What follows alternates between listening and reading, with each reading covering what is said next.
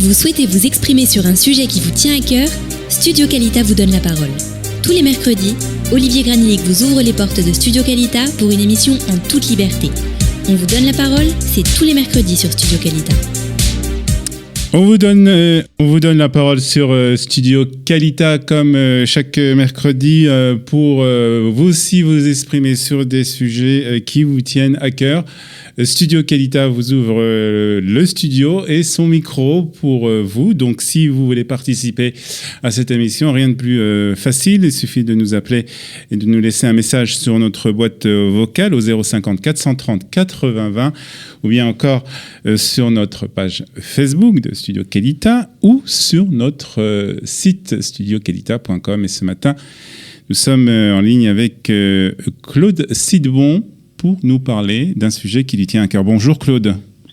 Bocateur de Fuerteventura. Alors, nous allons parler avec vous, Claude, d'un sujet qui vous tient à cœur, puisqu'il s'agit d'une grande personnalité du journalisme français, de la presse française. Il s'agit donc ce matin de qui vous voulez nous parler ?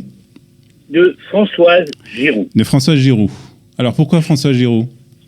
Écoutez, Françoise Giroud est un personnage qui a marqué le XXe siècle. Pendant très longtemps, on a cru qu'elle n'était qu'une grande journaliste. Mais quand on va étudier sa biographie maintenant, on va s'apercevoir qu'elle a, depuis son arrivée dans le monde des affaires, elle a été, si vous voulez, scénariste. Allô ? Oui, je suis avec vous, Claude. Qui va transformer la société française. D'abord, il va être créé sur deux buts, deux principes. Le premier, c'était le soutien à Pierre Mendès France, qui allait le 18 juin 1954, et pendant 7 mois et 17 jours, diriger la France et transformer la France. Mmh. Et le second point, c'est une idée, si vous voulez, c'était la fin de l'Algérie française. C'est donc un journal politique, un journal, j'allais dire, esthétique, parce qu'il avait aussi transformé la forme des journaux. C'était plus les grands journaux comme à l'époque, c'était la forme du Time. C'est-à-dire que c'est un nouveau format qui apparaît en France. Tout à fait. D'accord. Et on va voir les plus grandes signatures d'Albert Camus à Jean Daniel, en passant par Jacques de Rogy.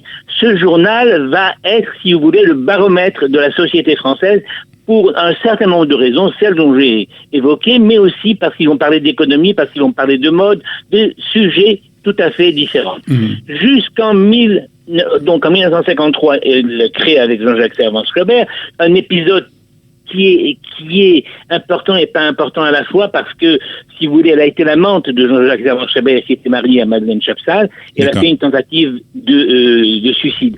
C'est pas les pages jaunes, mais c'est, si vous voulez, aussi la presse française. D'accord. Donc, il écrira un certain nombre d'ouvrages, et j'ai dit au début qu'elle était la fille d'immigrés de parents turcs juifs. Ah oui. Si vous voulez, cette qualité de son identité, elle l'a beaucoup cachée, même si tout le monde le savait, elle l'a cachée. Pourquoi ? Et la vie, on sait, parce que la vie joue des tours. Elle avait un garçon et un fils, un garçon sur lequel elle écrira un livre, et une fille, Caroline Eliachev, qui est l'héritière de Françoise Dolto, une grande dame, qui à l'âge de 15 ans a rencontré Robert Hossein. Et de cette rencontre est né un petit garçon, qui apparemment n'aurait pu être que le garçon d'une union d'hommes célèbres, mais ce garçon va, sous l'influence du professeur Henri Atlan, aller en yeshiva, et aujourd'hui, ce garçon est rabbin à Strasbourg. D'accord, donc vous voyez comment la roue tourne. Ouais. Elle a aussi eu beaucoup d'audace. Je raconterai 2 audaces si vous voulez. La première, c'est qu'au moment où tout le monde savait que François Mitterrand avait une vie parallèle et que de cette vie parallèle était née Mazarine, personne n'en parlait parce qu'il y avait un accord comme... Ouais, un accord tacite de la presse française, pour ne pas en parler. Eh ben, elle, très maligne, avait édité un livre aux éditions Mazarine. Tout le monde avait compris ce clin d'œil gros comme un... Mais c'est vous dire que c'était une personnalités marquantes de la vie française. Elle aura marqué son XXe siècle avec son écriture, avec sa vie politique, et je trouve qu'elle mérite très bien que Kalita lui fasse un coup de chapeau. Alors, est-ce que vous nous avez dit qu'elle était ministre, secrétaire d'État, et puis ministre dans le gouvernement de Giscard d'Estaing. Est-ce qu'elle était politiquement marquée ? Écoutez, elle était ce que à l'époque de Mendès France, on appelait le parti radical. Et elle avait une sympathie particulière pour Israël. Je en citerai deux faits. L'un, je me souviens avoir dîné avec elle et Shimon Peres, et je lui ai entendu dire, non pas en petit comité, mais en grand comité, ce qu'elle pense d'Israël et ce qu'elle pense de la solution d'Israël. Vous nous avez dit qu'elle avait rencontré Shimon Peres. Est-ce que d'abord elle a rencontré d'autres personnalités israéliennes, et est-ce qu'elle est venue en Israël? Est-ce que vous étiez aussi, vous l'avez suivie dans cette visite? Non, elle n'est pas venue en Israël. Elle n'est pas venue en Israël. Elle a fait partie de ces grands journalistes qui ont écrit sur Israël sans venir sur Israël. Je ne vous donnerai pas des noms, mais ça existait. Depuis, ça a beaucoup changé. Mais c'était comme ça, je dirais. Claude Sidbon, merci de nous avoir parlé ce matin de Françoise Giroud.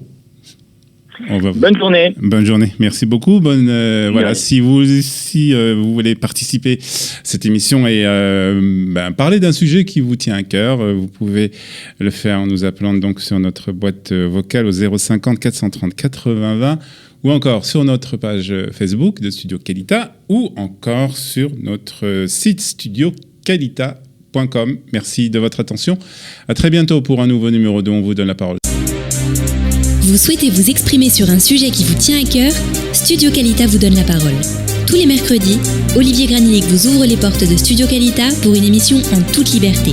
On vous donne la parole, c'est tous les mercredis sur Studio Kalita.